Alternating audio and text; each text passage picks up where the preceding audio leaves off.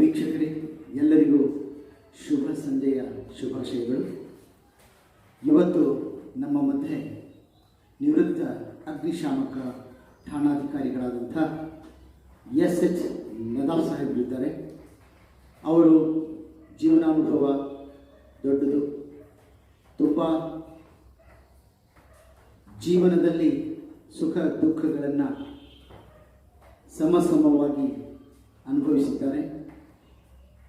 ಸಾಧನೆಯ ಮೆಟ್ಟಲುಗಳನ್ನು ಅವರು ತುಂಬ ಕಷ್ಟಪಟ್ಟು ಮುಟ್ಟಿದ್ದಾರೆ. ಇವತ್ತು ತಮ್ಮ ನಿವೃತ್ತ ಜೀವನವನ್ನು ಸುಖಮಯವಾಗಿ ಕಳೀತಾ ಇದ್ದಾರೆ. ಅವರು ಬಹುಮುಖ ಪ್ರತಿಭಾವಂತ, ಅತ್ಯಂತ ಮೃದು ಭಾಷಿ ಹಾಗೂ ಸಸ್ನೇಹಿ. ಅವರು ನೇರವಾಗಿ ನಿಷ್ಠುರವಾಗಿ ಮಾತನಾಡುವಂಥದ್ದು. ನಿಷ್ಕಲ್ಮಶ ಮನಸ್ಸಿನ ಈ ಮಹಾನ್ ವ್ಯಕ್ತಿಯೊಂದಿಗೆ ಮಾತನಾಡುವುದೇ ಒಂದು ಮಧುರ ಅನುಭವ. ಸರ್, ತಾವು ಇವತ್ತು ನಮ್ಮ ಕಾರ್ಯಕ್ರಮಕ್ಕೆ ಆಗಮಿಸೋದಕ್ಕೆ ಒಂದು ಪೂರ್ವಕ ಸ್ವಾಗತ. ತಾವು ಬಾಲ್ಯದಲ್ಲಿ ತುಂಬ ಕಷ್ಟವನ್ನು ಪಟ್ಟಿದ್ರಿ, ಜೊತೆಗೆ ವಿದ್ಯೆಯನ್ನು ಗಳಿಸಿದ್ರಿ. ಜೊತೆಗೆ ಆ ವಿದ್ಯೆಯ ಲಾಭವಾಗಿ ಮುಂದೆ ತಮಗೆ ಸರ್ಕಾರಿ ಹುದ್ದೆಯೂ ಲಭಿಸಿತು. ಅಗ್ನಿಶಾಮಕ ದಳದ ಠಾಣಾಧಿಕಾರಿಗಳಾದ ಈ ಅಗ್ನಿಶಾಮಕ ದಳ ಅಂತಂದ್ರೆ ಜನರಿಗೆ ಕೇವಲ ಅಗ್ನಿ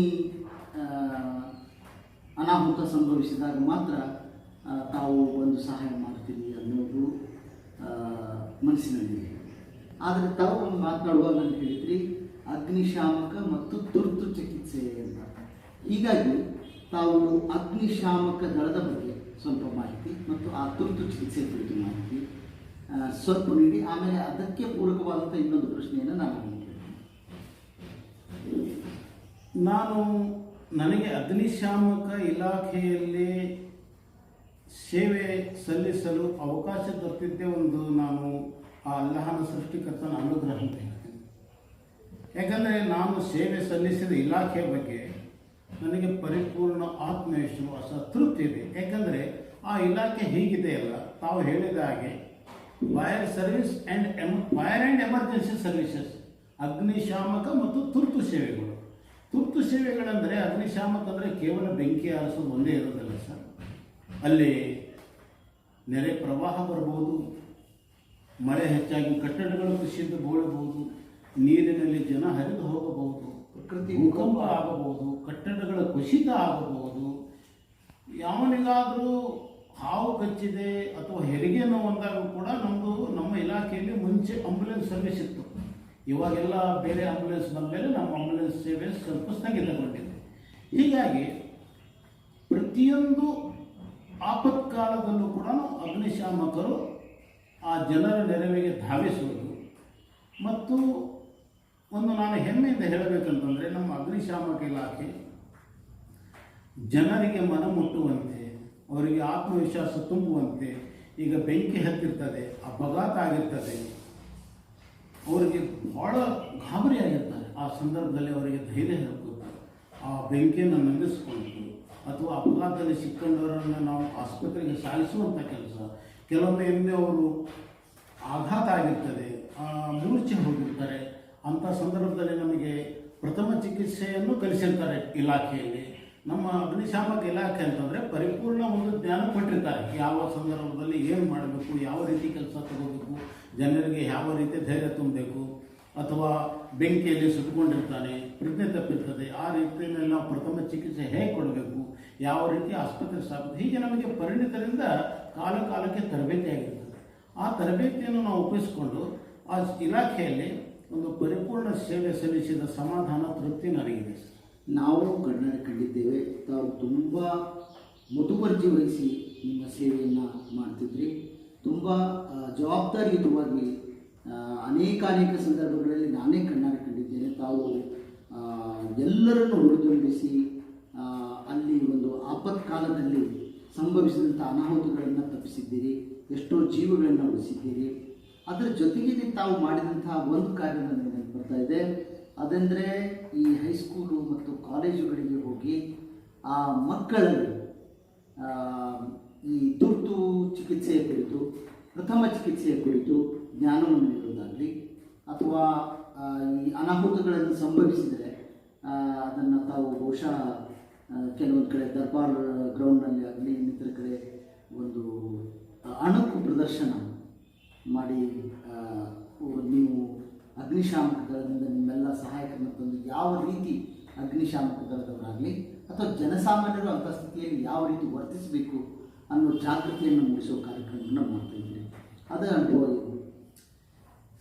ನಾನು ಇಲಾಖೆಗೆ ಸೇರಿದ ಮೇಲೆ ಸರ್, ನನ್ನ ಮಾತಾಡುವಂಥ ಒಂದು ಶೈಲಿ, ಜನರಿಗೆ ಸ್ಪಂದಿಸುವಂಥ ರೀತಿ ನೋಡಿ ನಮ್ಮ ಹಿರಿಯ ಅಧಿಕಾರಿಗಳು, ಸೈನಿಕ ಶಾಲೆ ಇರ್ಬೋದು, ಪೊಲೀಸ್ ತರಬೇತಿ ಶಾಲೆ ಇರ್ಬೋದು, ಸ್ಕೂಲ್ ಕಾಲೇಜ್ ಇರ್ಬೋದು, NSS ಕ್ಯಾಂಪ್ ಇರ್ಬೋದು, ಎಲ್ಲ ಕಡೆಗೂ ಕೂಡ ನದಾಪು ಹೋಗಿ ಹೇಳಿದರೆ ಒಳ್ಳೆಯ ಪರಿಣಾಮಕಾರಿಯಾಗಿ ಹೇಳ್ತಾರೆ. ಅವರಿಗೆ ಒಳ್ಳೆಯ ಬುದ್ಧಿಶಕ್ತಿ ಇದೆ ಅಂತೇಳಿ ನನಗೆ ಮುಂದೆ ಮಾಡಿ ಅಧಿಕಾರಿಗಳು ತಾವು ಹಿಂದೆ ನಿಂತು ನನಗೆ ಮುಂದೆ ಮಾಡಿ ಕಳಿಸಿದ್ದಾರೆ. ಹೀಗಾಗಿ ನಾನು ಸಹಸಾ ಬಿಜಾಪುರ ಜಿಲ್ಲೆಯ ಎಲ್ಲ ಶಾಲೆ ಕಾಲೇಜುಗಳಲ್ಲಿ, ಪೊಲೀಸ್ ತರಬೇತಿ ಶಾಲೆ ಇರ್ಬೋದು, ಸೈನಿಕ ಶಾಲೆ ಇರ್ಬೋದು, ಎಲ್ಲ ಕಡೆಗೂ ನಾನು ಉಪನ್ಯಾಸ ನೀಡಿದ್ದೇನೆ. ನಮ್ಮ ಸಿಬ್ಬಂದಿಯವರಿಗೆ ಕರೆದುಕೊಂಡು ಅಲ್ಲಿ ಅಣುಕು ಪ್ರದರ್ಶನ, ಬೆಂಕಿ ನಂದಿಸುವ ಕಾರ್ಯಕ್ರಮ, ಅಥವಾ ಬಹುಮಾಡಿ ಕಟ್ಟಡಗಳಿಂದ ಮೂರ್ಛೆ ತಪ್ಪಿದವರಿಗೆ ಅಥವಾ ಪೆಟ್ಟಾದವರಿಗೆ ಯಾವ ರೀತಿ ನಾವು ಮೇಲಿಂದ ಹಗ್ಗದ ಸಹಾಯದಿಂದ ಇಳಿಸ್ತೇವೆ, ಹಗ್ಗದಲ್ಲಿ ಎಷ್ಟು ಗಂಟೆಗಳನ್ನು ಹಾಕ್ತಿದ್ದೀವಿ, ಇವೆಲ್ಲದರ ಬಗ್ಗೆ ನಾನು ಅಲ್ಲಿ ಒಂದು ಅಣುಕು ಪ್ರದರ್ಶನ ತೋರಿಸಿದ್ದು. ಹಾಗೂ ಈಗ ಒಂದು ಅನಿಲದ ಬೆಂಕಿ ಅಂತ ಹೇಳ್ತೀವಿ, ಗ್ಯಾಸ್, ಇದು ಭಾಳ ಪ್ರಮುಖವಾಗಿತ್ತು. ಯಾಕಂದರೆ ಇವತ್ತು ಸಾಕಷ್ಟು ಜನ ತಾವು ಪತ್ರಿಕೆಗಳಲ್ಲಿ ಓದ್ತಾ ಇರ್ತೀರಿ, ಗ್ಯಾಸ್ ಗೀಜರಿಂದ ಉಸಿರುಗಟ್ಟಿ ಸತ್ರು ಅಂಥೇಳಿ, ಆಮೇಲೆ ಎಷ್ಟೋ ಜನ ಸಿಲಿಂಡರ್ ಸ್ಫೋಟ ಆಯಿತು ಅಂತ ಸುದ್ದಿಗಳು ಬರ್ತಿರ್ತವೆ. ಇದೆಲ್ಲ ನೋಡಿದಾಗ ಏನಾಗ್ತದೆ ಸರ್, ಹೆಚ್ಚಾಗಿ ನನ್ನ ಒಂದು ಅನುಭವದಲ್ಲಿ ಸಾಕಷ್ಟು ಮಹಿಳೆಯರೇ ಪ್ರಾಣ ಕಳ್ಕೊಂಡಿದ್ದಾರೆ ಸರ್. ಯಾಕಂದರೆ ಈಗ ಪುರುಷರು ಹೊರಗೆ ದುಡಿಯಲು ಹೋಗಿರ್ತಾರೆ, ಮನೆಯಲ್ಲಿ ಮಹಿಳೆಯರು ಮಕ್ಕಳಿರೋದು, ಅವರಿಗೆ ಪೋಷಣೆ, ಅವರಿಗೆ ಬೆಳಿಗ್ಗೆ ಸ್ಕೂಲ್ ಕಳಿಸ್ಬೇಕಾದ್ರೆ ಅವರಿಗೆ ಉಪಹಾರ ತಯಾರಿಸೋದು, ಪತಿಗೆ ಡಬ್ಬಿ ಮಾಡಿಕೊಡೋದು, ಇಂಥೆಲ್ಲ ಗಡಿಬಿಡಿ ಭಾಳ ಇರ್ತದೆ. ಆದರೆ ಇಲ್ಲಿ ಏನಾಗ್ತದೆ ಅಂದರೆ ಸರ್, ಅಜಾಗರೂಕತೆ. ನಾನು ಎಷ್ಟೋ ಸಲ ಗ್ಯಾಸ್ ಫೈರ್ ಬಗ್ಗೆ ಕ್ಲಾಸ್ ಮಾಡುವಾಗ ಪ್ರತಿಯೊಬ್ಬರು ತಮ್ಮ ಮನೆಯಲ್ಲಿ ಒಂದು ಸಿಲಿಂಡರ್ ಇಟ್ಟಿರ್ತಾರೆ, 2 ಸಿಲಿಂಡರ್ ಇರ್ತವೆ. ಆ ಸಿಲಿಂಡರ್ನಿಂದ ಒಲೆಗೆ ಒಂದು ಪೈಪ್ ಹೋಗಿರ್ತದೆ. ನಾನು ಎಷ್ಟೋ ಜನಕ್ಕೆ ಪ್ರಶ್ನೆ ಮಾಡ್ತೀನಿ ಸರ್, ಎಷ್ಟೋ ಜನ ಒಂದು ಶಿಕ್ಷಕರಿಗೆ ಹಿಡ್ಕೊಂಡು ವಿದ್ಯಾರ್ಥಿಗಳಿಗೆ, ಕಾಲೇಜು ವಿದ್ಯಾರ್ಥಿಗಳಿಗೂ ಕೂಡ ನಿಮ್ಮ ಮನೆಯಲ್ಲಿ ನೀವು ಸಿಲಿಂಡರ್ನಿಂದ ಆ ಒಲೆಗೆ ಪೈಪ್ ಕನೆಕ್ಷನ್ ಕೊಟ್ಟಿದ್ರೆ, ಆ ಪೈಪ್ ಹಾಕಿದಾರಲ್ಲ, ಅದು ಅಳವಡಿಸಿದ ದಿನಾಂಕ ಏನಾದರೂ ಬರೆದಿಟ್ಟಿದ್ದೀರಾ ಅಂತ ನಾನು ಕೇಳಿದೆ. ಬಹುಶಃ ಕಲಿತವರೇ, ಮೋಸ್ಟ್ ಎಜುಕೇಟೆಡ್ ಇದ್ದವರೇ ನನಗನ್ಸೋ ಮಟ್ಟಿಗೆ ಬರೆದಿರೋದು ಕಡಿಮೆ. ಇಲ್ಲ ಸರ್, ಭಾಳಷ್ಟು ಜನ 99 ಯಾರು ನಿರ್ಲಕ್ಷ್ಯ ಮಾಡ್ತಾರೆ. ಯಾಕಂದರೆ ಇವ್ರು ಏನು ಮಾಡ್ತಾರೆ ಸರ್, ಬೇರೆ ದಿನಾಂಕಗಳನ್ನು ಜಾಸ್ತಿ ಬರೆದಿರ್ತಾರೆ. ಉದಾಹರಣೆಗಾಗಿ ಹಬ್ಬ ಇರ್ಬೋದು, ಮ್ಯಾರೇಜ್ ಆನಿವರ್ಸರಿ ಅಂತ, ಇವೆಲ್ಲ ದಿನಗಳು ಬರೆದಿರ್ತಾರೆ. ಆದರೆ ಇದು ಯಾಕೆ ನಾನು ಇಲ್ಲಿ ಒತ್ತು ಕೊಟ್ಟು ಹೇಳ್ತಾ ಇದ್ದೆ ನನ್ನ ಒಂದು ಉಪನ್ಯಾಸದಲ್ಲಿ ಅಂದರೆ, ನಿಮ್ಮ ಮನೆಯಲ್ಲಿ ಒಂದು ಸಿಲಿಂಡರ್, ಅಡುಗೆ ಅನಿಲದ ಸಿಲಿಂಡರ್ ಇದ್ದರೆ ಒಂದು ಬಾಂಬ್ ಇದ್ದ ಹಾಗೆ, 2 ಸಿಲಿಂಡರ್ ಇದ್ದರೆ 2 ಬಾಂಬ್, ಜೀವಂತ ಬಾಂಬ್. ಹೌದು. ಯಾಕಂದರೆ ಇಂಥದ್ದನ್ನು ಮನೆಯಲ್ಲಿ ಇಟ್ಟುಕೊಂಡಾಗ ಅದು ಹೇಗೆ ನಾವು ಉಪಯೋಗ ಮಾಡಬೇಕು, ಯಾವಾಗ ಪೈಪ್ ಬದಲಾವಣೆ ಮಾಡಬೇಕು, ಅನಿಲ ಸೋರಿದರೆ ಏನು ಮಾಡಬೇಕು, ಬೆಂಕಿ ಹತ್ತಿದರೆ ಏನು ಮಾಡಬೇಕು, ನಾವು ಸ್ವಂತ ರಕ್ಷಣೆ ಹೇಗೆ ಮಾಡ್ಕೋಬೇಕು, ಇವೆಲ್ಲವನ್ನು ನಾನು ಅಲ್ಲಿ ಅವರಿಗೆ ಮನಮುಟ್ಟುವ ಹಾಗೆ ಹೇಳ್ತೇನೆ. ನಾವು ಹೇಳಿದ ಹಾಗೆ ಈ ಹುಟ್ಟು ಹಬ್ಬದ ದಿನಾಂಕ ನೆನಪಿಟ್ಕೊಂಡು ಹುಟ್ಟು ಹಬ್ಬದ ದಿನ ಕೇಕ್ ಕಟ್ ಮಾಡಿ ದೀಪ ಉಳಿಸಿ ಅಥವಾ ಇನ್ನಿತರ ಆಚರಣೆ ಮಾಡುವುದು ಏನು ಮಾಡ್ತೀವೋ, ಅದೇ ಥರ ಈ ಪೈಪನ್ನು ಇಟ್ಟು ದಿನಾಂಕ ಬರೆದು ಆ ಪೈಪು 1 ವರ್ಷ ಆದ ನಂತರ ಅದನ್ನು ಬದಲಾಯಿಸಬೇಕು ಅಥವಾ ಅದರ ದಿನಾಚರಣೆ ಕೂಡ ಮಾಡೋದು, ಅಳವಡಿಸ್ಕೊಳ್ಳೋದು ಒಳ್ಳೆಯದು ಅಂತ. ಅಲ್ಲ, ನಿಜ ಸರ್. ಯಾಕಂದರೆ ಮೊದಲಿನ ಒಂದು ರಬ್ಬರ್ ಟ್ಯೂಬ್ ಏನು ಬರ್ತಾಯಿತ್ತು, ಅದಕ್ಕೆ 2 ವರ್ಷ ಲೈಫ್ ಇರ್ತಾಯಿತ್ತು. ಈಗ ಸುರಕ್ಷಾ ಅಂತ ಏನು ಪೈಪ್ ಬಂದಿದೆ, ಅದಕ್ಕೆ 5 ವರ್ಷ ಅವಧಿದೆ. ನಾವು ಯಾವುದೇ ಒಂದು ಅಳವಡಿಸಿದ ಮೇಲೆ ಅದು ಯಾವಾಗ ಅಳವಡಿಸಿದ್ದೀವಿ, 2 ವರ್ಷ ಆಯ್ತೇನು, 5 ವರ್ಷ ಆಯ್ತೇನು, ಅದರ ಸ್ಥಿತಿ ಬಗ್ಗೆ ನಾವು ಜಾಗರೂಕರಾಗಿ ಕಾಲಕ್ಕೆ ಬದಲಾವಣೆ ಮಾಡಬೇಕು. ಮತ್ತು ಎಲ್ಲಾದರೂ ಸ್ವಲ್ಪ ಅನಿಲ ಸೋರ್ತು ಅಂತ ತಿಳ್ಕೊಳ್ಳಿ. ಅನಿಲ ಸೋರಿದಾಗ ಪ್ರಥಮ ಚಿಕಿತ್ಸೆ ಹೇಗೆ ತಗೋಬೇಕು ಅನ್ನೋ ಜನರಿಗೆ ಅರಿವೇ ಇರೋದಿಲ್ಲ ಸರ್. ಈಗ ಅನಿಲ ಸೋರ್ತು ಅಂದರೆ ಅದು ಒಂದು ವಾಸನೆ ಬರ್ತದೆ ಸರ್. ಹಾಗೆ ದುರ್ವಾಸನೆ ಬರ್ತದೆ ಸರ್. ಆದರೆ ವಾಸ್ತವವಾಗಿ ಈ LPG ಗ್ಯಾಸ್ ಇದೆಲ್ಲ ಅದಕ್ಕೆ ಬಣ್ಣ ವಾಸನೆ ಇಲ್ಲ ಸರ್. ಈ ದುರ್ವಾಸನೆ ಬರುವಂಥದ್ದು ಸೇರಿಸಿದೆ. ಹೌದು ಸರ್. ಅಂದರೆ ಅದು ಬ್ಯೂಟೇನ್ ಮತ್ತು ಪ್ರೊಪೇನ್ ಅಂತೇಳಿ ಎರಡು ಅನಿಲಗಳ ಮಿಶ್ರಣ. ಅದಕ್ಕೆ ಲೀಕ್ ಆದಾಗ ಜನರ ಅರಿವಿಗೆ ಬರಲಿ ಅಂತೇಳಿ ಮರ್ಕೆಪ್ಟಾಸ್ ಈಥೇನ್ ಅಂತೇಳಿ ಒಂದು ಅನಿಲವನ್ನು ಹೆಚ್ಚುವರಿಯಾಗಿ ಸೇರಿಸ್ತಾರೆ ಸರ್. ಅಲ್ಲಿ ಹೆಚ್ಚುವರಿಯಾಗಿ ಆ ದುರ್ವಾಸನೆ ಯಾಕೆ ಸೇರಿಸಿದ್ರು ಸರ್? ಅಕಸ್ಮಾತ್ ಸುವಾಸನೆ ಸೇರಿಸಿದ್ರೆ ಸುವಾಸನೆ ಬರ್ತಂತ ಹೇಳಿ ಅದು ಅರಿವಿಗೆ ಬರದೆ ಅದನ್ನೇ ಅಲ್ಲಿ ಮತ್ತೆ ಅನಾಹುತ ಹೆಚ್ಚಾಗ್ತದೆ. ಕಿವುಡ ಮಲ್ಲಿಗೆ ಅಂತೇಳಿ ಸುವಾಸನೆ ತಗೊಳ್ತಾ ಇರ್ತಿದ್ರು. ಹೀಗಾಗಿ ಸರ್ ಅದು ಇಲ್ಲ, ಇಲ್ಲಿ ತಾವು ಹೇಳಿದಾಗ ಒಂದು ಚಾಣಾಕ್ಷಮತೆಯನ್ನ ಉಪಯೋಗಿಸಿ ಚಾಣಾಕ್ಷತನದಿಂದ ವಿಜ್ಞಾನಿಗಳು ಈ ಮಿಶ್ರಣವನ್ನು ಮಾಡಿ ಜನರ ಜೀವ ಉಳಿಲಿ ಅನ್ನೋ ಕಾರಣಕ್ಕೆ ಈ ದುರ್ವಾಸನೆ ಬರುವಂಥದ್ದನ್ನು ಮಾಡಿದ್ದಾರೆ ಅಂತ ಗಮನ ತಂದಿದ್ದೀರಿ ಸರ್. ತಮಗೆ ತುಂಬ ಧನ್ಯವಾದಗಳು. ಯಾಕಂದರೆ ಇತ್ತ ಜನ ಗಮನ ಕೊಡಬೇಕು. ಯಾಕಂದರೆ ಯಾವಾಗಲೂ ದುರ್ವಾಸನೆ ಮನಸ್ಸನ್ನು ಜಾಗೃತಗೊಳಿಸ್ತದೆ. ಅಯ್ಯೋ ಇಲ್ಲೇನೋ ಒಂದು ಆಘಾತ ಉಂಟಾಗ್ತದೆ ಅಂತ ಹೇಳಿ ಓಡಿ ಹೋಗ್ತಾರೆ. ಇದು ನಿಮಗೆಲ್ಲ ಗೊತ್ತಿರುವಂಥದ್ದು. ಜೊತೆಗೆ ಈ ರೆಗ್ಯುಲೇಟರ್ ದಿನ ರಾತ್ರಿ ನಾವು ಆಫ್ ಮಾಡಬೇಕು ಅಂತ ಈಗ ಸದ್ಯಕ್ಕಂತೂ ಬಹುಶಃ ಎಲ್ಲರಿಗೂ ಗೊತ್ತಿರುವಂಥ ವಿಷಯ ಅಂತ ಅನಿಸ್ತದೆ. ಅದರ ಬಗ್ಗೆ ತಾವು ಸ್ವಲ್ಪ ಇನ್ನೂ ಮಾಹಿತಿ ನಾನು ಉಪನ್ಯಾಸ ನೀಡುವಾಗ ಈ ಗ್ಯಾಸ್ ಫೈರ್ ಬಗ್ಗೆನೇ ಹೆಚ್ಚು ಒತ್ತು ಕೊಟ್ಟು ಜಾಸ್ತಿ ಸಮಯ ತಗೋತಾ ಇದ್ದೆ ಸರ್. ಯಾಕಂದರೆ ಸ್ಕೂಲ್ ಕಾಲೇಜುಗಳಲ್ಲಿ ನನಗೆ ಉಪನ್ಯಾಸಕ್ಕೆ 1 ಗಂಟೆ ಅಂತ ನಾನು ಹೇಳಿದಾಗ ಅವ್ರು 1 ಗಂಟೆ ನನಗೆ ಕೊಟ್ಟೆ ಕೊಡ್ತಾ ಇದ್ದೆ. ನಂತರ ನಾನು ಅಣುಕು ಪ್ರದರ್ಶನ. ಇಲ್ಲಿ ತಾವು ಹೇಳಿದ ಹಾಗೆ ಪ್ರತಿ ರಾತ್ರಿ ಮಲಗುವಾಗ ಆ ರೆಗ್ಯುಲೇಟರ್ನು ಆಫ್ ಮಾಡಲೇಬೇಕು ಸರ್. ಬೆಂಕಿ ಅಪಘಾತ ಹೇಗಾಗ್ತದೆ ಅಂದರೆ ಸರ್, ಈಗ ಬೆಳಿಗ್ಗೆದು ಎಲ್ಲೋ ಒಂದು ಮದುವೆಗೋ ಅಥವಾ ಒಂದು ಯಾವುದೋ ಕಾರ್ಯಕ್ರಮಕ್ಕೆ ಹೋಗಬೇಕಾಗಿರ್ತದೆ. ಅವಾಗ ಗಡಿಬಿಡಿಯಿಂದ ಏನಾಗ್ತದೆ, ಎಲ್ಲರೂ ಕೆಲಸ ಮುಗಿಸ್ಕೊಂಡು ಗಡಿಬಿಡಿಯಿಂದ ಮನೆಗೆ ಬೀಗ ಹಾಕಿ ಹೋಗ್ತಾರೆ ಸರ್. ಹೌದು, ನಾವು ಪುರುಷರು ಬೇಗ ರೆಡಿ ಆಗ್ತೇವೆ, ಹೆಣ್ಮಕ್ಳು ಸ್ವಲ್ಪ ತಡ ಆಗ್ತದೆ ಬರಬೇಕಾದ್ರೆ. ಆ ಹೋಗೋ ಗಡಿಬಿಡಿಯಲ್ಲಿ ರೆಗ್ಯುಲೇಟರ್ ಮರ್ತು ಬಿಡ್ತಾರೆ. ಹಾಂ, ಏನಾಗ್ತದೆ ಸರ್, ಇವರು ಹೋದರು, ಬೀಗ ಹಾಕೊಂಡು ಹೋದರು, ಫಂಕ್ಷನ್ಗೆ ಹೋದರು, ಮದುವೆಗೆ ಹೋದರು, ವಾಪಸ್ ಮನೆಗೆ ಬರ್ತಾರೆ ಅಂತ ತಿಳ್ಕೊಂಡು ಮನೆಗೆ ಬರುವಾಗ ಸಾಯಂಕಾಲ ಆಗಿರ್ತದೆ. ಯಾವಾಗ ಸಾಯಂಕಾಲ ಬೀಗ ತೆಗಿತಾರೆ ಮೊದಲು ಅವ್ರ ಕೈ ಹೋಗೋದು ಎಲೆಕ್ಟ್ರಿಸಿಟಿ ಬಟನ್. ಹಾಂ, ಯಾವಾಗ ಈ ಬೀಗ ತೆರೆದು ಸ್ವಿಚ್ ಹಾಕಿದ್ರೆ ಆ ಸ್ವಿಚ್ ಹಾಕಿದ ತಕ್ಷಣ ಕ್ಷಣಾರ್ಧದಲ್ಲಿ ಇಡೀ ಮನೆಯೆಲ್ಲ ಬೆಂಕಿ ಸರ್,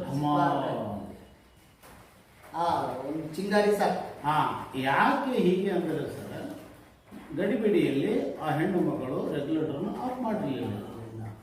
ಒಲೆ ಬಂದಿರ್ತದೆ ಸರ್, ಆದರೆ ಆ ಪೈಪಿನಲ್ಲಿ ರಭಸದಿಂದ ಅದು ಗ್ಯಾಸ್ ಹಾಂ ಅನಿಲ ಪೈಪ್ನಲ್ಲಿ ತುಂಬಿ ನಿಂತಿರ್ತದೆ. ಆಗಲೂ ಹೇಳಿದಂಗೆ ಆ ಪೈಪಿಗೆ ಲೈಫ್ ಆಗಿತ್ತು, ಆ ಟ್ಯೂಬ್ನಲ್ಲಿ ಬೆರುಕು ಬಿಟ್ಟಿತ್ತು, ಪ್ರೆಜರ್ದಿಂದ ಒಂದು ಕಡೆ ಪೈಪ್ ಕಿತ್ತೋಗಿರಬಹುದು. ಯಾವುದೇ ಕಾರಣದ ಲೀಕೇಜ್ ಆಯ್ತಂದ್ರೆ ಇದು ಅಡುಗೆ ಅನಿಲ ಗಾಳಿಗಿಂತ ಭಾರ ಸರ್. ಇದು ಏನಾಗ್ತದೆ, ಬಂದು ಎಲ್ಲ ಮನೆ ತುಂಬ ವ್ಯಾಪಿಸ್ತದೆ. ಎಲ್ಲ ಬಟ್ಟೆ ಬರೆ ಮನೆ ತುಂಬ ಎಲ್ಲ ಉಪಕರಣಗಳೇ ವ್ಯಾಪಿಸಿದಾಗ ಈ ಎಲೆಕ್ಟ್ರಿಕ್ ಸ್ವಿಚ್ಚು ಅದರ ಹಿಂದ್ಗಡೆ ಸಣ್ಣ ಸ್ಪಾರ್ಕ್ ಬರಿಗಣ್ಣೆ ಕಾಣೋದು ಸರ್ ಡೇನಲ್ಲಿ. ಎಲೆಕ್ಟ್ರಿಕ್ ಲೈಟರ್ದಲ್ಲಿ ಇದು ಗ್ಯಾಸ್ ಲೈಟರ್ದಲ್ಲಿ ಕೂಡ ಅದೇ ಸ್ಪಾರ್ಕ್ ಇರ್ತದೆ. ಆ ಒಂದು ಸ್ವಿಚ್ ಹಾಕಿದರೆ ಸಾಕು ಸರ್, ಇಡೀ ಮನೆ ಕ್ಷಣಾರ್ಧದಲ್ಲಿ ಆ ಜನರ ಸಮೇತ ಸುಟ್ಟೋಗ್ಬೇಕು. ಇಂಥ ಘಟನೆಗಳು ಒಂದು ಹನಿ ಮಸಿ 1000 ತಲೆ ಬಿಸಿ ಅಂತಾರೆ. ಒಂದು ಸಣ್ಣ ಕಿಡಿ ಇಡೀ ಮನೆಯನ್ನೇ ಸುಡಲಿಕ್ಕೆ ಸಾಕಾಗುತ್ತದೆ. ಅದಕ್ಕೆ ಸರ್ ಅದನ್ನೇ ಮುಂಜಾಗ್ರತೆ ಮಾಡಿ ಹೋಗುವಾಗ ನಾನು ರೆಗ್ಯುಲೇಟರ್ ಆಫ್ ಮಾಡಿದ್ದೀನಿ ಅನ್ನೋದು ನೋಡಬೇಕಾಗಿತ್ತು. ಕಾಲಕ್ಕೆ ತಕ್ಕಂತೆ ಆ ಪೈಪ್ ಬದಲಾವಣೆ ಮಾಡಬೇಕಾಗಿತ್ತು. ಇಂಥ ಸಾಕಷ್ಟು ಘಟನೆಗಳು ನಮ್ಮ ಸರ್ವಿಸ್ನಲ್ಲಿ ನಾವು ನೋಡಿದ್ದೀವಿ ಸರ್. ಅನೇಕ ಜನರು ಪ್ರಾಣ ಕಳ್ಕೊಂಡಿದ್ದು. ಆ ಸಂದರ್ಭದಲ್ಲಿ ನಾವು ಮನುಷ್ಯರು, ನಮಗೆ ದುಃಖ ಬರ್ತಿರ್ತದೆ, ಎಲ್ಲ ಇರ್ತದೆ. ಆದರೂ ಕೂಡ ಒಂದು ಸಾರ್ವಜನಿಕ ಸೇವೆ ನಾವು ಮಾಡಲೇಬೇಕು ಸರ್. ಅಂತ ಒಂದು ಇಲಾಖೆಯಲ್ಲಿ ಸೇವೆ ಸಲ್ಲಿಸುವಂಥ ದೊಡ್ಡ ಆತ್ಮತೃಪ್ತಿ ನನಗೆ. ಮಾನವೀಯ ಸ್ಪಂದನೆ ಅನ್ನೋದು ನಿಜಕ್ಕೂ ಅತ್ಯಂತ ಸಮೀಪದಿಂದ ಯಾವ ರೀತಿ ವೈದ್ಯರು ರೋಗಿಗಳನ್ನು ನೋಡ್ತಾರೋ ಆ ರೀತಿ ನೀವು ಅಪಘಾತದಿಂದ ಸಾವು ನೋವನ್ನು ಅನುಭವಿಸಿದವರನ್ನು ಮೊದಲು ಹೋಗಿ ನೋಡಿರ್ತೀರಿ. ಹೀಗಾಗಿ ನೀವು ಮೊದಲು ಸ್ಪಂದಿಸಿರ್ತೀರಿ. ಅದಕ್ಕೆ ನಿಜ, ಅದು ಸಹಜ, ನಿಮಗೆ ಸ್ವಾಭಾವಿಕವಾಗಿಯೇ ನೋವುಂಟು ಮಾಡಿರ್ತದೆ. ಅಂಥ ಘಟನೆಗಳು ಆಗದಿರಲಿ ಅನ್ನುವಂಥ ಒಂದು ಮುನ್ನೆಚ್ಚರಿಕೆ ವಹಿಸುವುದಕ್ಕಾಗಿ ಕಾಲಕ್ಕೆ ಕರೆದಾಗೆಲ್ಲ ನೀವು ಎಲ್ಲಿ ಯಾವುದು ಹೈಸ್ಕೂಲ್ ಇರಲಿ, ಕಾಲೇಜ್ ಇರಲಿ, ಅಲ್ಲಿ ಹೋಗಿ ಆ ಜಾಗೃತಿಯನ್ನು ಮೂಡಿಸುವ ಕಾರ್ಯಕ್ರಮವನ್ನು ಮಾಡ್ತೀವಿ ಸರ್. ನನ್ನ ಅನಿಸಿಕೆ ಏನು ಅಂತಂದರೆ, ಈ ನಿಮಗೆ ಇಲಾಖೆ ನೀಡುವಂಥ ಒಂದು ಟ್ರೈನಿಂಗ್ ಏನಿದೆ, ಆ ಟ್ರೈನಿಂಗು SSLC ಮತ್ತು PUC ಮತ್ತು ಡಿಗ್ರಿ ಕಾಲೇಜಿನಲ್ಲಿ ಎಲ್ಲ ವಿದ್ಯಾರ್ಥಿಗಳಿಗೆ ಕಂಪಲ್ಸರಿಯಾಗಿ ನೀಡಲೇಬೇಕು. ಅದು ಅವರ ಪಠ್ಯದಲ್ಲಿ ಅದು ಒಂದು ಭಾಗ ಆಗಬೇಕು. ಬಹುಶಃ ಈ ಭಾಗ ಇದೆ ಅಂತ ನಾನು ತಿಳ್ಕೊತೀನಿ. ಅಥವಾ ಪ್ರಾತ್ಯಕ್ಷಿಕೆ ಅವರಿಗೆ ಇರ್ತದೆ ಅಥವಾ ಸರ್, ನಾನು ನೋಡಿದ ಹಾಗೆ ಕೇವಲ ಅಗ್ನಿನಂದಕಗಳ ಬಗ್ಗೆ ಒಂದಿಷ್ಟು ಪಠ್ಯಕ್ರಮದಲ್ಲಿ ನೋಡಿದ್ದೆ ನಾನು ಅಷ್ಟೇ. ಆದರೆ ವಿವರವಾದ ಈ ರೀತಿಯಾದಂಥ ಒಂದು ಪಠ್ಯಕ್ರಮ ನನ್ನ ಗಮನಕ್ಕೆ ಬಂದಿಲ್ಲ ಸರ್. ನಾನು ಅದನ್ನೇ ಸ್ಕೂಲ್ ಕಾಲೇಜುಗಳಲ್ಲಿ ಏನು ಹೇಳ್ತಾ ಇದ್ದೇನೆ ಅಂದರೆ, ನಮ್ಮ ಇಲಾಖೆಯಿಂದ ಇದರ ಬಗ್ಗೆ ಉಚಿತವಾಗಿ ಅವರು ಬಂದು ಕೋರಿಕೆ ಸಲ್ಲಿಸಿದರೆ ಸಾಕು.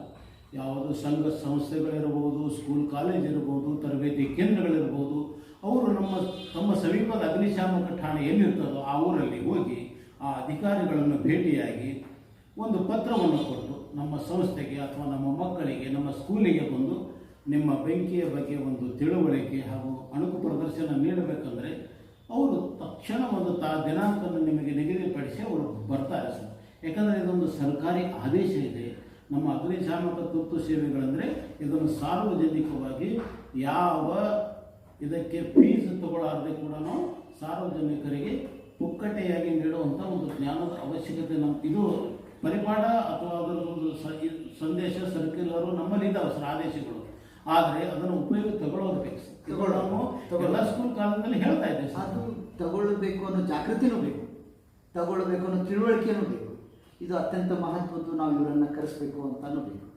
ಇದ್ರ ಜೊತೆಗೇನೆ ಸರ್, ಈ ಒಂದು ಕಡೆ ಈ ಶಿಕ್ಷಣ ಇಲಾಖೆ ತಮ್ಮಿಂದ ಸಹಾಯವನ್ನು ತೆಗೆದುಕೊಂಡು ಅಥವಾ ತಮ್ಮ ಸಹಕಾರದಿಂದ ವಿದ್ಯಾರ್ಥಿಗಳಲ್ಲಿ ಜಾಗೃತಿಯನ್ನು ಉಂಟು ಮಾಡೋದು, ಆಮೇಲೆ ಈ ಜನಸಾಮಾನ್ಯರಲ್ಲಿ ಪ್ರಮುಖವಾಗಿ ತಾವು ಹೇಳಿದ್ವಿ, ಈ ಗೃಹಸ್ಥರಲ್ಲಿ, ಗೃಹಿಣಿಯರಲ್ಲಿ ಇವೆಲ್ಲವೂ ಪ್ರಚಾರ ಆಗಬೇಕು. ಇನ್ನೂ ಹೆಚ್ಚಿನ ಈ ದೃಶ್ಯ ಮಾಧ್ಯಮದಿಂದ ಮತ್ತು ಇನ್ನಿತರ ಮಾಧ್ಯಮಗಳಿಂದ ಹೆಚ್ಚು ಪ್ರಚಾರ ಆಗಬೇಕು ಮತ್ತು ಈ ಅಪಾಯ ಉಂಟಾಗುವಂತಹ ಸನ್ನಿವೇಶಗಳು ಕಡಿಮೆ ಆಗಬೇಕು ಅಥವಾ ಇಲ್ಲ ಅನ್ನುವಷ್ಟರ ಮಟ್ಟಿಗೆ ಕುಗ್ಗಬೇಕು ಅನ್ನೋದು ಎಲ್ಲರ ಮಹದಾಶೆ. ಇದ್ರ ಜೊತೆಗೆ ತಮ್ಮ ಈ ಸರ್ವೀಸು ಈ ಟೂರಿಂಗ್ ಟಾಕೀಸ್ ಅಂತ ಇರ್ತವೆ, ಆ ಟಾಕೀಸ್ಗಳ ಸೆಕ್ಯೂರಿಟಿ, ಫನ್ಫೇರ್ ಅಂತ ಮಾಡ್ತಾರೆ, ಆ ಫನ್ಫೇರ್ಗಳ ಸೆಕ್ಯೂರಿಟಿ, ಪೆಟ್ರೋಲ್ ಟ್ಯಾಂಕ್ ಅಂತ ಮಾಡ್ತಾರೆ, ಅದರ ಸೆಕ್ಯೂರಿಟಿ, ಆಮೇಲೆ ಎಲ್ಲ ಟಾಕೀಸ್ಗಳಲ್ಲಿ ಇಲ್ಲಿ ಕೂಡ ತಮ್ಮ ಸೇವೆ ಅಥವಾ ತಮ್ಮಿಂದ ಒಂದು NOC ಅಂತ ನೋ ಅಬ್ಜೆಕ್ಷನ್ ಸರ್ಟಿಫಿಕೇಟ್ ತಗೊಳ್ಬೇಕಾಗುತ್ತಲ್ಲ. ಈಗ ತಾವು ಕೇಳಿದ ಹಾಗೆ ಚಿತ್ರಮಂದಿರಗಳಿರ್ಬೋದು, ಪೆಟ್ರೋಲ್ ಪಂಪ್ ಇರ್ಬೋದು, ಯಾವುದೇ ಕಾರ್ಖಾನೆಗಳಿರ್ಬೋದು, ಅಲ್ಲಿ ನಮ್ಮ ಇಲಾಖೆಯ ಒಂದು ಕಾನೂನು ಇರ್ತದೆ ಸರ್. ಈಗ ಜಿಲ್ಲಾಡಳಿತ ಅವರಿಗೆ ಒಂದು ಲೈಸೆನ್ಸ್ ಕೊಡಬೇಕಾದ್ರೆ ಕೆಲವೊಂದು ಇಲಾಖೆಗಳಿಂದ ನಿರಾಕ್ಷೇಪಣ ಪತ್ರ ಪಡೆದು ಅಲ್ಲಿ ಸಲ್ಲಿಸಿದಾಗ ಅಂತಿಮವಾಗಿ ಜಿಲ್ಲಾಡಳಿತ ನೀಡುತ್ತೆ. ಹೀಗೆ ನಮ್ಮ ಅಗ್ನಿಶಾಮಕ ಇಲಾಖೆಯದು ಕೂಡ ಒಂದು ನಿರಾಕ್ಷೇಪಣ ಪತ್ರ NOC ಬಹಳ ಪ್ರಮುಖವಾಗಿದೆ. ನಮ್ಮ ಇಲಾಖೆಯಿಂದ NOC ನೀಡಬೇಕಾದ್ರೆ ಅಂದರೆ ಅಲ್ಲಿ ಈ ದೊಡ್ಡ ದೊಡ್ಡ ಮಾಲ್ಗಳು ಇವೆ. ಹೌದು, ಅಂದರೆ ಅಲ್ಲಿ ಏನು ಸಿಬ್ಬಂದಿ ಇರ್ತಾರಲ್ಲ ಸರ್, 40% ಇದೆ ಸರ್ ಅದು ಆದೇಶದಲ್ಲಿ. ಅಂದರೆ ಈಗ ಉದಾಹರಣೆಗೆ ನಿಮ್ಮಲ್ಲಿ 10 ಜನ ನೌಕರಿದ್ದರೆ ಕನಿಷ್ಠ 4 ಜನರಿಗೆ ಅಗ್ನಿಶಮನದ ಬಗ್ಗೆ ತರಬೇತಿ ಪಡೆದಂಥ ಒಂದು ಸರ್ಟಿಫಿಕೇಟ್ ಬೇಕು ಅವರಿಗೆ. ಆ ಸರ್ಟಿಫಿಕೇಟು ನಮ್ಮ ಬೆಂಗಳೂರಿನ RM ಮಣಕೂರ್ ಅಗ್ನಿಶಾಮಕ ಮಹಾವಿದ್ಯಾಲಯ ಅಂತೇಳಿ ಒಂದು ತರಬೇತಿ ಕೇಂದ್ರ ಇದೆ. ಅಲ್ಲಿ ನಮ್ಮ ಇಲಾಖೆಯಿಂದ ಈ ರೀತಿ ಹೋದವರಿಗೆ ಆಯಾ ಕಾರ್ಖಾನೆ ಆಯಾ ಇದರ ಪ್ರಕಾರ 3 ದಿವಸದ ತರಬೇತಿ, 7 ದಿವಸದ ತರಬೇತಿ, 15 ದಿವಸದ ತರಬೇತಿ, ತಿಂಗಳ ತರಬೇತಿ, ಈ ರೀತಿ ಬೇರೆ ಬೇರೆ ಇದೆ. ಈ ಸಾಮಾನ್ಯವಾಗಿ ನೀವು ಅಲ್ಲಿ ನೋಡಿರ್ತೀರಿ ಪೆಟ್ರೋಲ್ ಪಂಪ್ನಲ್ಲಿ, ಚಿತ್ರಮಂದಿರಗಳಲ್ಲಿ ಅಗ್ನಿನಂದಕ ಅಂತ ಇಟ್ಟಿರ್ತಾರೆ, ಫೈರ್ ಎಕ್ಸ್ಟಿಂಗ್ವಿಷರ್ಸ್. ಅದೇನು ಸರ್ ಅದು?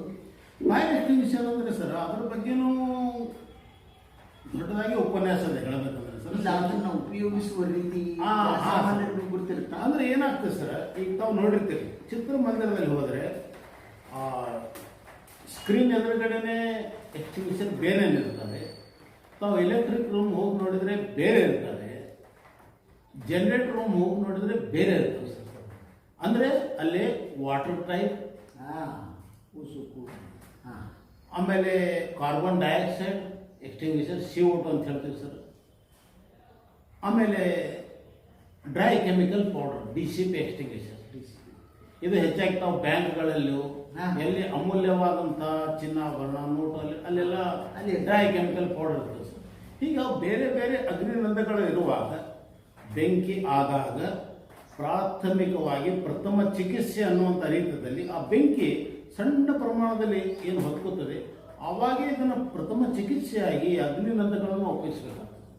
ಅದು ಯಾವ ಅಗ್ನಿನಂದಕ ಯಾವ ಬೆಂಕಿಗೆ ಯಾವ ರೀತಿ ಆರಿಸಬೇಕನ್ನುವಂಥ ಮುಖ್ಯವಾದ ಒಂದು ತರಬೇತಿ ನಮ್ಮ ಇಲಾಖೆಯಿಂದ ಆ ಜನರಿಗೆ ಕೊಡ್ತೀವಿ. ಅದನ್ನ ತರಬೇತಿ ಹಾ. ನೀಡಿ ಸರ್ಟಿಫಿಕೇಟ್ ನೀಡ್ತೀರ? ಹೌದು. ಅಂದರೆ ಇಷ್ಟು ಅಗ್ನಿನಂದಗಳು ಆಯಾ ಸ್ಥಳದಲ್ಲಿ ಇಡಬೇಕು, ಇಷ್ಟು ಜನ ತರಬೇತಿ ಪಡ್ಕೋಬೇಕು ಅಂತ ಹೇಳಿ ಒಂದು ನಿಬಂಧನೆಗೊಳಪಟ್ಟು ನಮ್ಮ ಇಲಾಖೆಯಿಂದ ಸಂಬಂಧಪಟ್ಟವರಿಗೆ ಒಂದು NOC ಇಡುವಂಥ ವ್ಯವಸ್ಥೆ ಇದೆ. ಈಗ ಈ ಜನಸಾಮಾನ್ಯರಿಗೆ ಅದರ ಬಳಕೆ ಗೊತ್ತಿರುತ್ತಾ ಸರ್?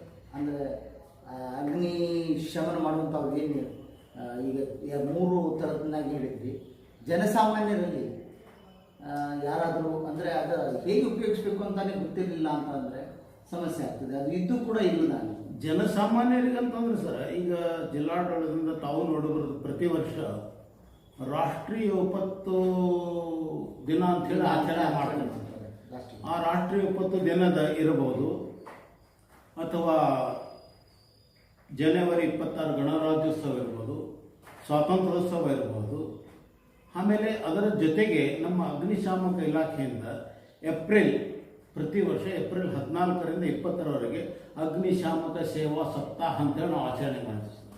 ಇಂಥ ಸಂದರ್ಭಗಳಲ್ಲಿ ನಾವೇನು ಮಾಡ್ತೀವಿ ಸರ್, ಸಾರ್ವಜನಿಕವಾಗಿ ಅದು ಬಸ್ ನಿಲ್ದಾಣ ಇರ್ಬೋದು, ಸರ್ಕಾರಿ ಕಚೇರಿಗಳ ಆವರಣ ಇರ್ಬೋದು, ಸ್ಕೂಲ್ ಕಾಲೇಜ್ ಇರ್ಬೋದು, ಅಥವಾ ಬೀದಿನೇ ಇರ್ಬೋದು, ದಾರಿಯಲ್ಲಿ ಅಲ್ಲಿ ಸಾರ್ವಜನಿಕರಿಗೆ ಸೇರಿಸಿ ಇಂಥ ಎಕ್ಸ್ಟಿಂಗ್ವಿಷರ್ಗಳನ್ನು ನಾವು ಅಲ್ಲಿ ಇದರ ಬಗ್ಗೆ ಸ್ವಲ್ಪ ಉಪನ್ಯಾಸ ಕೊಟ್ಟು ಯಾವ ರೀತಿಯನ್ನು ಬಳಕೆ ಮಾಡಬೇಕಂತ ಹೇಳಿ ನಮ್ಮ ಇಲಾಖೆಯಿಂದನೇ ಆ ನಂದಕಗಳನ್ನು ತಂದು ತೋರಿಸ್ತೀವಿ ಸರ್. ಇದೆಲ್ಲ ನಿರಂತರ ನಡೆಯುವಂಥ ಸರ್. ಆಮೇಲೆ ಸರಿ, ಆಳವಾದ ಬಾವಿಗಳಲ್ಲಿ ಆಕಸ್ಮಿಕವಾಗಿಯೋ ಅಥವಾ ಸುಸೈಡ್ ಅಟೆಂಪ್ಟು, ಹೋಮಿಸೈಡಲ್ಲೋ, ಆಕ್ಸಿಡೆಂಟಲ್ಲೋ ಮೃತ್ಯು ಆಗಿರ್ತದೆ. ಆ ಶವವನ್ನು ತೆಗೆಯುವುದಕ್ಕಾಗಿಯೂ ಕೂಡ ಅಗ್ನಿಶಾಮಕ ದಳದವರು ಸಹಾಯ ಬೇಕಾಗ್ತದೆ. ತಾವು ಕೂಡ ಅಂತಹ ಒಂದು ಸಂದರ್ಭಗಳನ್ನ ಎದುರಿಸಿ ಭಾಳಷ್ಟು ಶವಗಳನ್ನು ಅಂಥ ಒಂದು ಇದರಿಂದ ಚಾತುರ್ಯದಿಂದ ತೆಗೆದಿದ್ದೀರಿ ಅಂತ ನನ್ನ ಗಮನಕ್ಕೂ ಬಂದಿದೆ. ಅದು ಯಾವ ರೀತಿ ಸ್ಪಂದಿಸ್ತೀರಿ? ಅಂದರೆ ಯಾವ ಹೇಗೆ? ಈಗ ಮಳೆಗಾಲ ಸರ್, ಪ್ರವಾಹ ಬರ್ತಾ ಇದೆ, ನದಿಗಳು ತುಂಬಿ ಬರ್ತಾ ಇಲ್ಲ.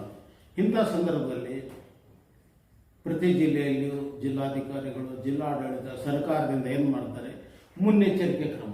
ಅಂದರೆ ನದಿಯ ದಡದಲ್ಲಿ ಯಾವ ಗ್ರಾಮಗಳಿಗೆ ಪ್ರವಾಹ ಬರುವಂಥ ಒಂದು ಸಂದರ್ಭ ಇದೆಯೋ ಅಲ್ಲಿ ಜಿಲ್ಲಾಡಳಿತ 24 ಗಂಟೆ ಕೂಡ ಅಲ್ಲಿ ಮುನ್ನೆಚ್ಚರಿಕೆ ಕ್ರಮ ತಗೋಬೇಕಾಗ್ತದೆ.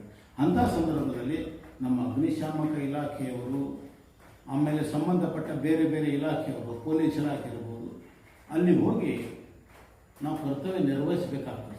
ಯಾಕಂದರೆ ಅಕಸ್ಮಾತ್ ಊರೊಳಗೆ ನೀರು ಬಂದು ನುಗ್ಗಿದಾಗ ಆ ಜನರನ್ನು ಅಲ್ಲಿಂದ ಸ್ಥಳಾಂತರಿಸೋದು ಇವೆಲ್ಲ ಅಲ್ಲಿ ಪ್ರತಿ ವರ್ಷ ಇದು ನಡೀತಿರ್ತದೆ ಸರ್ ಕೆಲಸ.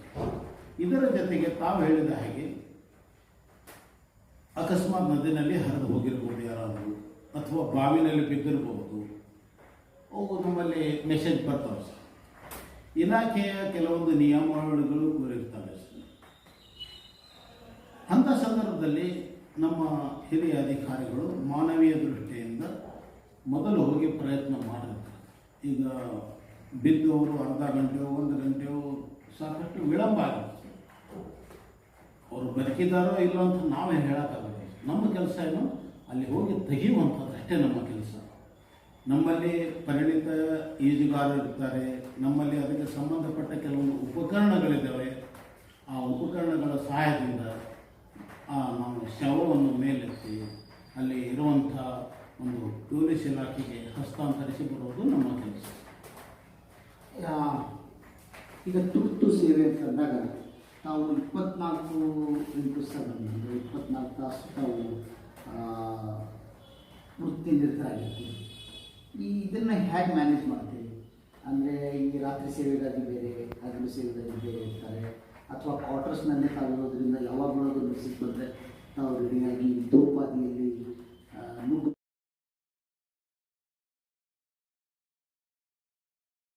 ನಾನು ಸ್ವಲ್ಪ ಅಂದರೆ ನನ್ನ ಆಸಕ್ತಿಯಿಂದ ಕೇಳ್ತಾ ಇದ್ದ ಪ್ರಶ್ನೆ, ಕ್ಯೂರಿಯಾಸಿಟಿಯಿಂದ, ಎಷ್ಟು ಬೇಕೋ ಅಷ್ಟು ಸಿಬ್ಬಂದಿ ಅಥವಾ ಸಾಕಷ್ಟು ಸಿಬ್ಬಂದಿಗಳು ಇರ್ತಾರೆ, ಅಥವಾ ಸಿಬ್ಬಂದಿ ಕಡಿಮೆ ಇದ್ದಾಗ ಯಾವ ರೀತಿ ಮಾಡೋದು, ಅಥವಾ ತಮಗೇನಾದರೂ ಆ ಥರ ಸ್ಟ್ರೆಸ್ ಆಗ್ತದೆ? ಈ ತುರ್ತು ಸೇವೆ ಅಂದಾಗ ಸರ್ ನಮ್ಮದು 24 ಗಂಟೆ ಸೇವೆ ಇದ್ದಂಗೆ, ಆದರೆ ಅಲ್ಲಿ ಶಿಫ್ಟ್ ಮಾಡ್ತೀವಿ ಸರ್. ಹಗಲು ಕರ್ತವ್ಯ, ರಾತ್ರಿ ಕರ್ತವ್ಯ ಅಂತ ಹೇಳಿ ಈಗೆಲ್ಲ 3 ಶಿಫ್ಟ್ ಆಗಿದೆ ಸರ್. ನಮ್ಮ ಕಾಲದಲ್ಲಿ 3 ಶಿಫ್ಟ್ ಇರಲಿಲ್ಲ, ಅದೇ ಹಂತ ಹಂತವಾಗಿ ಬರ್ತಾ ಇತ್ತು.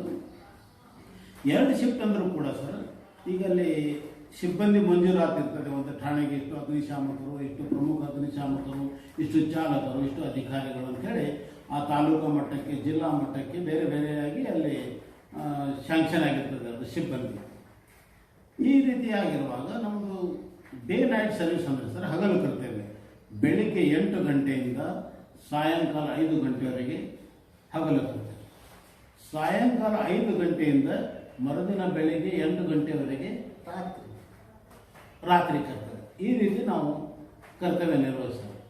ಹೀಗಾಗಿ ನಾವು ಹಬ್ಬ ಇರಲಿ ಯಾವುದೇ ಇರಲಿ, ಈ ಬೇರೆ ಸರ್ಕಾರಿ ಇಲಾಖೆಗಳಂತೆ ನಮಗೆ ಭಾನುವಾರ ಅಂದರೆ ಸೆಕೆಂಡ್ ಸ್ಯಾಟರ್ಡೆ, ಹಬ್ಬ ಹರಿದಿನ ಯಾವುದೂ ಕೂಡ ನಮಗೆ ರಜೆಗಳು ಅನ್ವಯ ಆಗುವುದಿಲ್ಲ. ಹೀಗಾಗಿ ನಾವು ಆ ರಜೆಗಳಲ್ಲೂ ಕೂಡ ಕರ್ತವ್ಯ ನಿರ್ವಹಿಸ್ತೇವೆ ಅಂಥೇಳಿ ಸರ್ಕಾರ ನಮಗೆ ಅದಕ್ಕೊಂದು ಹೆಚ್ಚಿನ ವೇತನ ಕೊಡ್ತದೆ. ಮೊದಲು 15 ದಿವಸಗಳ ವೇತನ ಅಂತಿತ್ತು, ಇವತ್ತು 30 ದಿನಗಳ ವೇತನ, ಅಂದರೆ ಒಂದು ತಿಂಗಳ ಸಂಪೂರ್ಣ ವೇತನ ಪ್ರತಿ ವರ್ಷ ನಮಗೆ ಸಿಬ್ಬಂದಿ ಕೊಡ್ತಾರೆ. ಅದರ ಹೊರತಾಗಿ ರಜೆಗಳು ಇರ್ತವೆ ಸರ್. ಈಗ ಅಕಸ್ಮಾತ್ ಅಂಥ ಘಟನೆಗಳು ಜರುಗಿದಾಗ ಅಥವಾ ಯಾವುದೋ ಒಂದು ಆಪತ್ತು ಬಂದಾಗ 24 ಗಂಟೆ ಅಂದರೆ ಎಲ್ಲ ಸಿಬ್ಬಂದಿಯು, ಹಗಲು ಮತ್ತು ರಾತ್ರಿ ಸಿಬ್ಬಂದಿಯು ನಾವು ಠಾಣೆಯಲ್ಲೇ ಇರಬೇಕಾಗ್ತದೆ. ಇದು ಇಲಾಖೆ ಆದೇಶ ಇರ್ತದೆ ಸರ್. ಯಾವಾಗಲ್ಲಿ ನಮಗೆ ಇರಲಾಕ ಆದೇಶ ಬಂತಂದ್ರೆ ಆ ವಾತಾವರಣ ತಿಳಿಯಾಗುವವರೆಗೂ, ಆ ಘಟನೆಗಳು ಏನಾದರೂ ಆದಾಗ ಅಥವಾ ಬಂದಾಗಿರ್ಬೋದು ಅಥವಾ ಏನಾದರೂ ಒಂದು ಘಟನೆಗಳು ನಡೆದಾಗ ಅಲ್ಲಿ ನಾವು 24 ತಾಸು ಇರಲೇಬೇಕಾಗ್ತದೆ ಜನಸೇವೆಗಾಗಿ. ಈ ಜನಸೇವೆಗಾಗಿ ತಮ್ಮ ಜೀವನವನ್ನೇ ಮುಡಿಪಿಟ್ಟುಕೊಂಡಂಥ ಅಗ್ನಿಶಾಮಕ ದಳದವರಿಗೆ ಒಂದು ದೊಡ್ಡ ಸೆಲ್ಯೂಟ್. ಅವರ ಬಗ್ಗೆ ಒಂದು ಗೌರವಿತ್ತು, ಈಗ ಅವರ ಬಗ್ಗೆ 100 ಮಡಿ ಅಭಿಮಾನ ಹೆಚ್ಚಾಗಿದೆ. ಸರ್, ತಾವು ಬಹಳಷ್ಟು ಅಗ್ನಿಶಾಮಕ ದಳದ ಕುರಿತು ಅದರ ಅಂತರ್ಬಾಹ್ಯಗಳನ್ನು ತಿಳಿಸಿ ಹೇಳಿದ್ರಿ. ಅದರ ಜೊತೆಗೆ ಅಲ್ಲಿರುವಂಥ ಒಂದು ಕರ್ತವ್ಯ ಪರತೆ ಮತ್ತು ತಮ್ಮ ಸ್ವಂತಿಕೆಯನ್ನು ಕೂಡ ಪರಿಗಣಿಸದೆ ಅಲ್ಲಿ 24 ತಾಸುಗಳು ಇರಬೇಕಾದಂಥ ಸ್ಥಿತಿಯನ್ನು ಮತ್ತು ತುರ್ತು ಸ್ಥಿತಿಗಳಲ್ಲಿ ಸಾಗರೋಪಾದಿಯಲ್ಲಿ ಜನ ತೊಂದರೆಯೊಳಗಾದಾಗ ಯುದ್ಧೋಪಾದಿಯಲ್ಲಿ ಹೋಗಿ, ಸಮರೋಪಾದಿಯಲ್ಲಿ ಹೋಗಿ, ಕೇವಲ ಗಡಿಗಳಲ್ಲಿ ಮಾತ್ರ ಯೋಧರು ಇರೋದಿಲ್ಲ, ಯೋಧರು ನಮ್ಮ ನಡುವೆ ಇರ್ತಾರೆ. ಆ ಯೋಧರು ಯಾವ ರೀತಿ ಅಲ್ಲಿ ತಮ್ಮ ಪ್ರಾಣವನ್ನೇ ಪಣಕ್ಕಿಟ್ಟು ನಿತ್ಯವೂ ನಮ್ಮ ದೇಶವನ್ನು ಕಾಯ್ತಾರೆ, ಆ ರೀತಿ ನಮ್ಮ ಜನರ ಒಂದು ಅಪಾಯದಿಂದ ಉಳಿಸುವುದಕ್ಕಾಗಿ ಅಗ್ನಿಶಾಮಕ ಇಲಾಖೆಯವರು ಕಾಯ್ತಾರೆ ಅನ್ನೋ ಒಂದು ಅಭಿಮಾನ ಹುಟ್ಟಿಸುವಂತಹ ಒಂದು ಅವರ ಕರ್ತವ್ಯ ಪರತೆ. ಹಾಗೂ ಅವರು ಒಂದು ಮಾತನ್ನು ಹೇಳಿದರು, ಹಬ್ಬ ಹರಿದಿನಗಳಲ್ಲಿ ಕೂಡ ನಮಗೆ ಯಾವ ಸೂಟಿಗಳು ಇರುವುದಿಲ್ಲ ಅಂತ. ಇದರ ಅರ್ಥ ತಾವು ಸ್ವಲ್ಪ ವಿಚಾರ ಮಾಡ್ಬೋದು.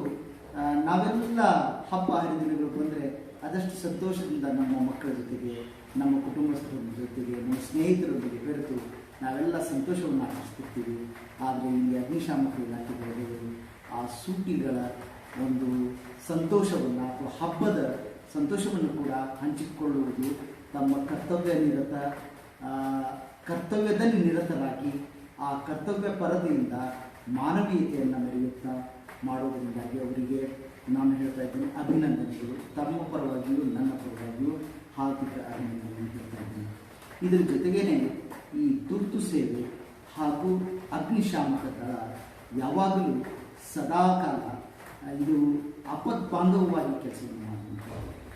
ಆಮೇಲೆ ಜನರ ಪ್ರಾಣಾಪಾಯವನ್ನು ರಕ್ಷಿಸಲು ಇವರು ಕೇವಲ ಒಂದು ವಿಭಾಗವಾಗಿ ಅಲ್ಲ, ಕೇವಲ ಇವರು ಪೊಲೀಸರಂತೆ ಒಂದು ಕಾಯುವ ಕೆಲಸವನ್ನು ಮಾತ್ರ ಮಾಡುವುದಿಲ್ಲ. ಇಲ್ಲಿ ಶಿಕ್ಷಣ ಕ್ಷೇತ್ರದಲ್ಲಿ ಹೋಗಿ ಅದರ ಕುರಿತು ಜಾಗೃತಿಯನ್ನು ಮೂಡಿಸುವ ಕರ್ತವ್ಯವನ್ನೂ ಮಾಡ್ತಾರೆ.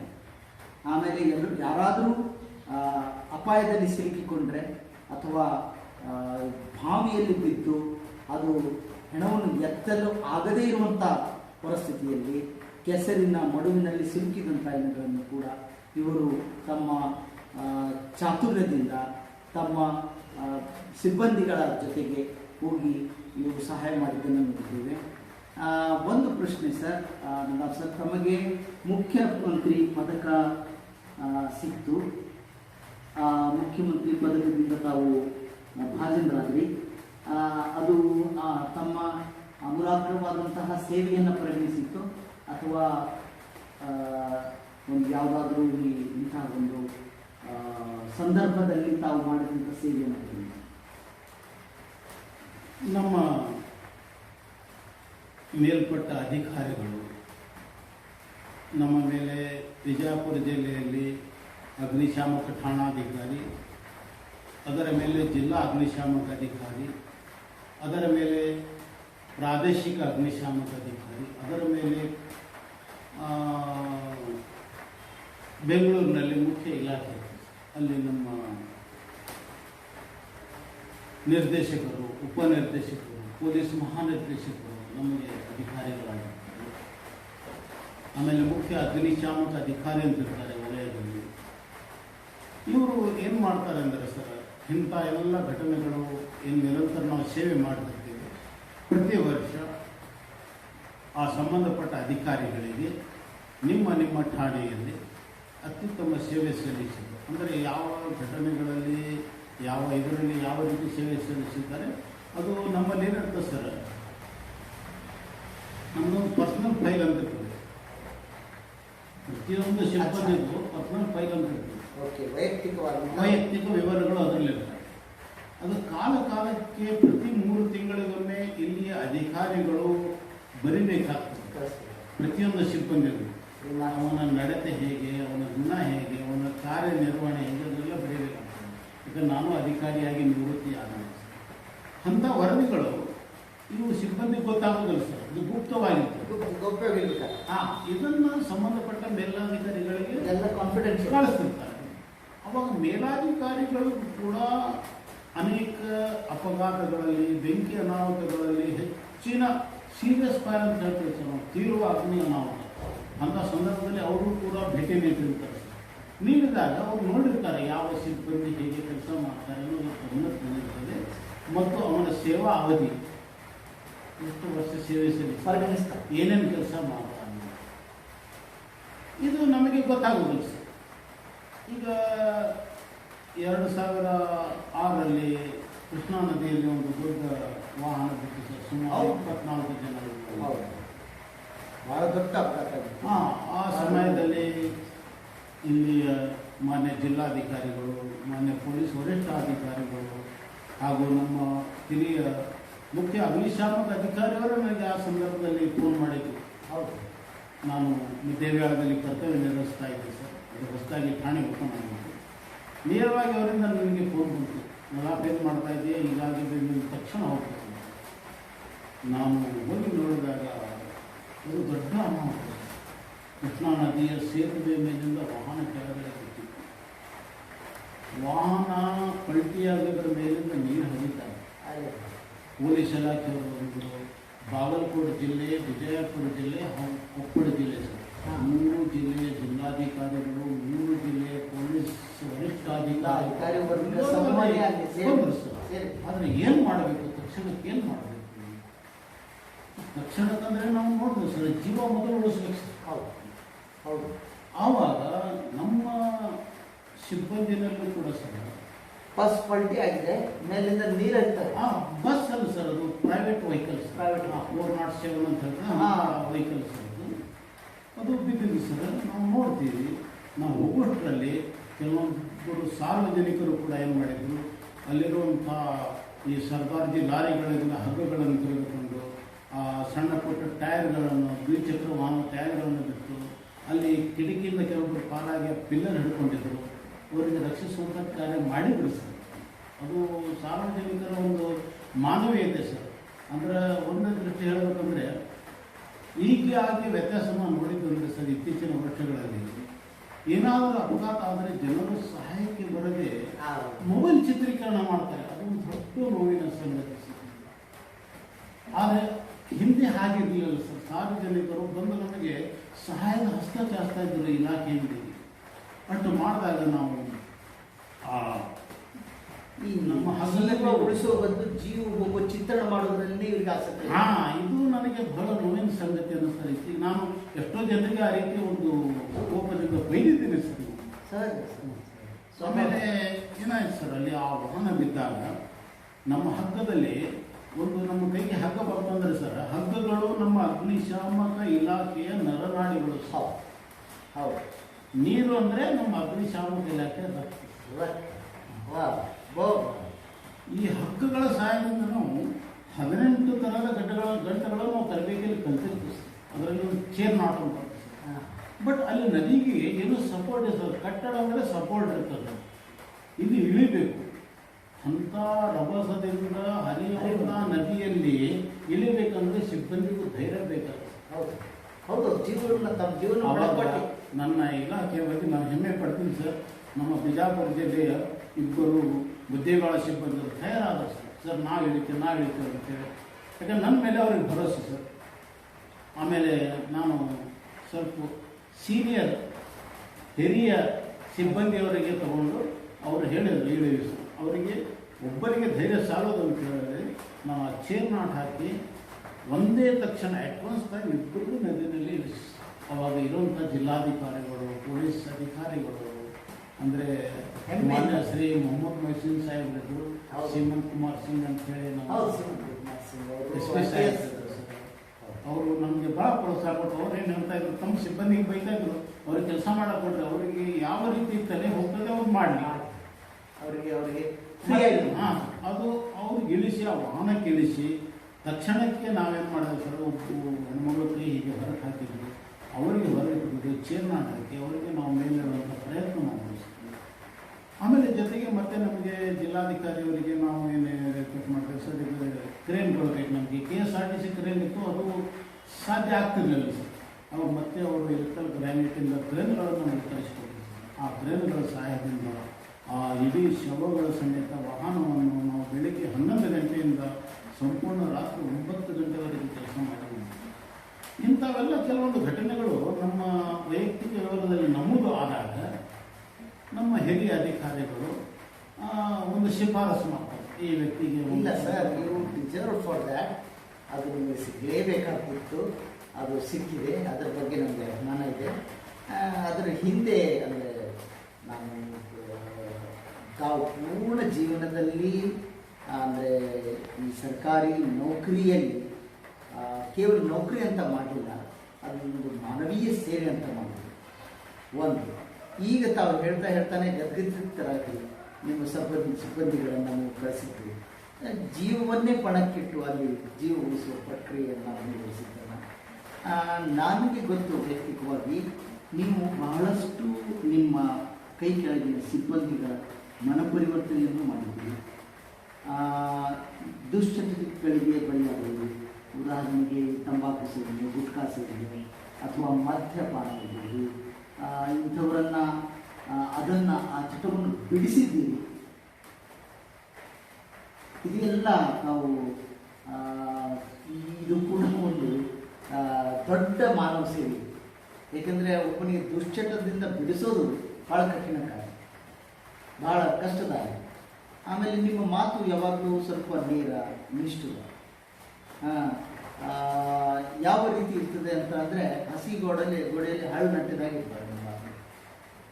ನೀವು ಯಾರನ್ನಾದರೂ ಸಮೀಪ ಕರೆದು ನಿಮ್ಮ ಸಿಬ್ಬಂದಿಯವರನ್ನು ಹೇಳಿದಾಗ ಅವರು ಆ ದುಶ್ಚಟದಿಂದ ಮುಕ್ತರಾಗಿ ಒಳ್ಳೆಯ ಜೀವನವನ್ನು ಸಾಗಿಸುವುದನ್ನು ಕಂಡಾಗ ಆಗುವಂಥ ಒಂದು ಅನುಭವವನ್ನು ಕೊನೆಯದಾಗಿ ತಾವು ವಿವರಿಸಿದ್ವಿ.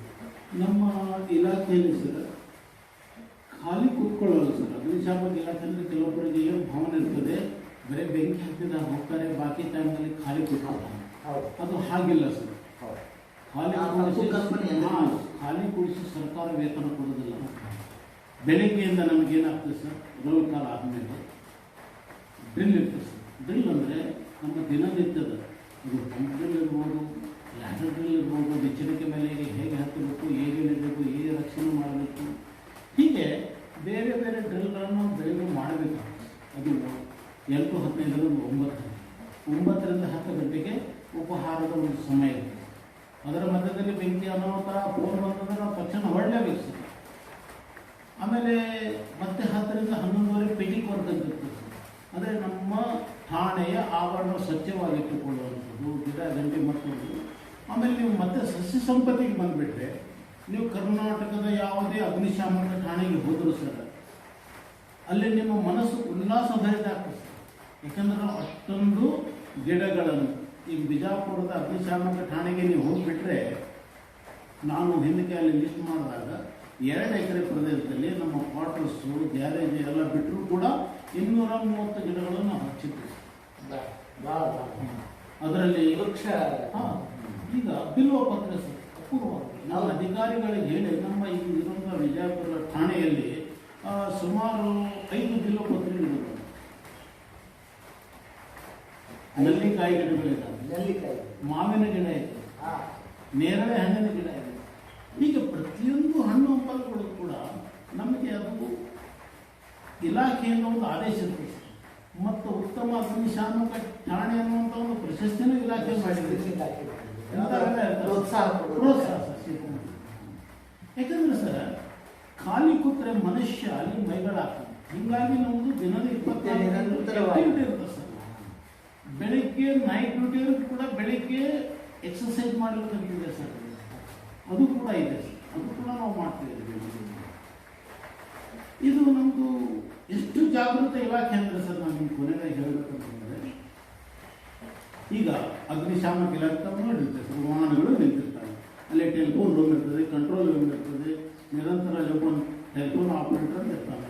ಈಗ ದೂರ ಮಾಡಿ ಬಂತು, ಇಂಥಲ್ಲಿ ಬೆಂಕಿ ಎತ್ತಿದೆ ಅಥವಾ ಇಂಥ ಅಪಘಾತ ಆಗಿದೆ, ರಸ್ತೆ ಅಪಘಾತ ಆಗಿದೆ ಅಂತ ಬರ್ತದೆ. ಬಂದಾಗ ಏನಾಗ್ತದೆ ಸರ್, ತಕ್ಷಣ ಟರ್ನ್ಔಟ್ ಅಂತ ಹೊಡಿತೀವಿ ಸರ್. ಅಲ್ಲೇ ಒಂದು ಸೈರನ್ ಇರ್ತದೆ ಅಥವಾ ಸೆಂಟ್ರಿ ಇದ್ರು ಬೆಲ್ ಹೊಡೆದ್ಬಿಡ್ತದೆ. ಲಾಂಗ್ ಬೆಲ್ ಹೊಡೆದಾಗ ಅದು ಟರ್ನ್ ಆಗ್ತದೆ. ಆವಾಗ ಒಂದು ವಾಹನಕ್ಕೆ 4 ಜನ ಮೆನ್ನು, ಒಬ್ಬ ಪ್ರಮುಖ ಅಗ್ನಿಶಾಮಕ, ಒಬ್ಬ ಡ್ರೈವರ್, 6 ಜನ ಸರ್. ಅಧಿಕಾರಿಯವರು ನಂತರ ಬರ್ತಾರೆ, ಅವ್ರು ಜೀಪ್ನಲ್ಲಿ ಬರ್ಬೋದು, ಇದೇ ವಾಹನದಲ್ಲಿ ಬರ್ಬೋದು ಸರ್. ಇವರು ತಕ್ಷಣ ಗಂಬೂಟು ಹೆಲ್ಮೆಟ್ ಹಾಕ್ಕೊಂಡು ಟರ್ನ್ಔಟ್ ಆದ ತಕ್ಷಣ ಗಾಡಿನಲ್ಲಿ ಹತ್ತಿ ಗಾಡಿ ಗ್ಯಾರೇಜಿಂದ ಆ ಮೆಸೇಜ್ ತಗೊಂಡು ಹೊರಡಬೇಕು ಸರ್. ಈಗ ನಿಮ್ಮ ದೃಷ್ಟಿಯಲ್ಲಿ ಒಂದು ವಾಹನ ಗ್ಯಾರೇಜಿಂದ ಹೊರಗೆ ಬರಬೇಕಾದ್ರೆ ಸುಮ್ಮನೆ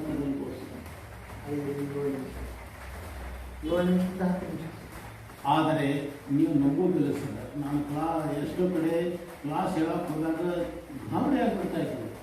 ನಮಗೆ ಇರುವುದು ನಮ್ಮ ಸ್ಥಾಯಿ ಆದೇಶ, ಸ್ಟ್ಯಾಂಡಿಂಗ್ ಆರ್ಡರ್. ಅದರ ಪ್ರಕಾರ ಇಷ್ಟೆಲ್ಲ ರಾತ್ರಿ ಇರ್ಬೋದು, ಎನಿ ಟೈಮ್ ಇರ್ಬೋದು, ಟರ್ನ್ಔಟ್ ಆಯ್ತು ಅಂದರೆ ಸಿಬ್ಬಂದಿ ಗಾಡಿನಲ್ಲಿ ಹತ್ತಿ 24 ಸೆಕೆಂಡ್ಸ್ ಸರ್, 1 ನಿಮಿಷ ಕೂಡ ಅಲ್ಲ, ಅಂದ್ರೆ 30 ಸೆಕೆಂಡ್. 1 ನಿಮಿಷ ಅಲ್ಲ, 1 ನಿಮಿಷ ಅಂತ ನಾವು 1 ನಿಮಿಷ ಅಂದ್ರೆ ನಾನು ಈಗ ಮಾತಾಡ್ತಾ ಇರೋದು 1 ನಿಮಿಷ ಬರ್ತಾ ಇದೆ. ಇಲ್ಲಿ ಅರ್ಧ ನಿಮಿಷಕ್ಕಿಂತಲೂ ಕಡಿಮೆ. ಅಷ್ಟರೊಳಗೆ ಆ ಡ್ರೈವರ್ ಗಾಡಿ ಸ್ಟಾರ್ಟ್ ಮಾಡಬೇಕು, ಅವರು ಹೆಲ್ಮೆಟ್ ನಂಬರ್ ಹಾಕೊಂಡು ಇದು ನಮ್ಮ ಇಲಾಖೆಯ ಆದೇಶ ಸರ್. ಬರ್ಲಿಕ್ಕಂತಂದ್ರೆ ಅವರು ಅನರ್ಹ. ಇದನ್ನ ಪರೀಕ್ಷೆ ಮಾಡಬೇಕು ಸರ್. ಮಧ್ಯರಾತ್ರಿ ಒಳಗೆ ನಮ್ಮ ಮೇಲಾಧಿಕಾರಿಗಳು, ಪ್ರಾದೇಶಿಕ ಅಗ್ನಿಶಾಮಕ ಅಧಿಕಾರಿಗಳಿರ್ಬೋದು, ಮುಖ್ಯ ಅಗ್ನಿಶಾಮಕ ಅಧಿಕಾರಿಗಳಿರ್ಬೋದು, ಜಿಲ್ಲಾ ಅಗ್ನಿಶಾಮಕ ಅಧಿಕಾರಿಗಳು, ಅವರು ಜನರಿಗೆ ಅಥವಾ ಸಿಬ್ಬಂದಿಗೆ ಗೊತ್ತಿಲ್ಲದ ಹಾಗೆ ಬರ್ತಾರೆ ಸರ್. ಬಂದು ನಮ್ಮಲ್ಲಿ ಹರಿ ಕರ್ತವ್ಯದವರು ಇರ್ತಾರೆ, ಅವರಿಗೆ ಅವರು ಸನ್ನೆ ಮಾಡ್ತಾರೆ, ಮಾಡಿ ಒಳಗಡೆ ಬಂದೇನು ಮಾಡ್ತಾರೆ, ಸೈರನ್ ಇದ್ದರೆ ಸೈರನ್ ಸುತ್ತು, ಇಲ್ಲ ಸೆಂಟ್ರಿಗೆ ಹೇಳ್ತಾರೆ ಲಾಂಗ್ ಬೆಲ್ ಹೊಡಿದ್ರು, ಅವನು ಡನ್ನ ಬೆಲ್ ಹೊಡಿಕೊಂತಾರೆ. ಅವಾಗ ಎಷ್ಟೆಲ್ಲ ಟರ್ನ್ಔಟ್ ಹೊಡೆದಾಗ ತಕ್ಷಣ ಸಿಬ್ಬಂದಿ ಎಲ್ಲ ವಾಹನಗಳು ಬಂದ್ಬಿಡೋದು ಸರ್. ಇದು ಟೆಸ್ಟ್ ಟರ್ನ್ಔಟ್ ಬರ್ತೀವಿ ಸರ್ ಮಧ್ಯರಾತ್ರಿ ಮಾಡೋದು. ಇಷ್ಟೊಂದು ನಮ್ಮ ಇಲಾಖೆ ಒಂದು ನೀವು ಆ್ಯಕ್ಟಿವಿಟಿ ಅಂತಲ್ಲ ಸರ್, ಅಷ್ಟೊಂದು ನಮ್ಮದು ಸೇವಾ ನಿರತ, ಕಾರ್ಯನಿರತ, ಜಾಗೃತಿ ಇಲಾಖೆ. ತುಂಬ ಹೆಮ್ಮೆ ಅನಿಸ್ತಿದೆ. ನಿತ್ಯ ನಿರಂತರವಾಗಿ ಚಟುವಟಿಕೆಯಲ್ಲಿ ತೊಡಗಿಕೊಂಡು ಕೇವಲ ಅಗ್ನಿ ಮಾತ್ರ ಆರಿಸುವುದಕ್ಕೆ ಸೀಮಿತವಲ್ಲದೆ ತುರ್ತು ಸೇವೆಗಳಿಗೆ ಸದಾ ಸಿದ್ಧರಾಗಿ ನಿಲ್ಲುವಂಥ ಸಿಬ್ಬಂದಿಗಳು, ಅದು ತುಂಬ ಜಾಗೃತರಾಗಿ 24 ಸೆಕೆಂಡ್ಗಳಲ್ಲಿ ಆ ವಾಹನ ಹೊರಗೆ ಬರಬೇಕು, ಗೇಟಿನ ಹೊರಗೆ ಅಂತಂದರೆ ತಾವು ಅರ್ಥ ಮಾಡಿಕೊಂಡಿರ್ಬೋದು.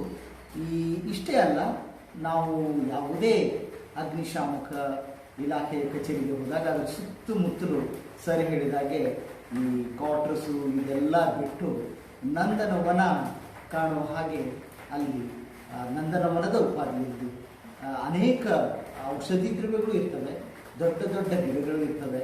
ಆ ಗಿಡಗಳಲ್ಲಿ ಹಕ್ಕಿ ಪಿಕ್ಕಿಗಳ ಒಂದು ಸಂಚಲನ ಇರ್ತದೆ. ಹೀಗಾಗಿ ಆ ಇಂಚರವನ್ನು ಕೇಳ್ತಾ ಇರ್ತದೆ. ಸಿಬ್ಬಂದಿಗಳು ಒಂದು ಕಡೆ ಮಾನಸಿಕವಾಗಿ ಯಾವಾಗಲೂ ಕರೆ ಬರಬಹುದು ಅನ್ನುವಂತಹ ನಿರೀಕ್ಷೆಯೂ ಇರ್ತದೆ, ದೊಡ್ಡ ಪರೀಕ್ಷೆಯೂ ಇರ್ತದೆ, ಅದರ ಜೊತೆಗೇನೆ ದೊಡ್ಡ ಬಾಳು ಇರ್ತದೆ, ಹಿಂದೆ ಬದುಕು ಇರ್ತದೆ, ಅವರದೇ ಆದಂತಹ ಸಂಸಾರ ಇರ್ತದೆ.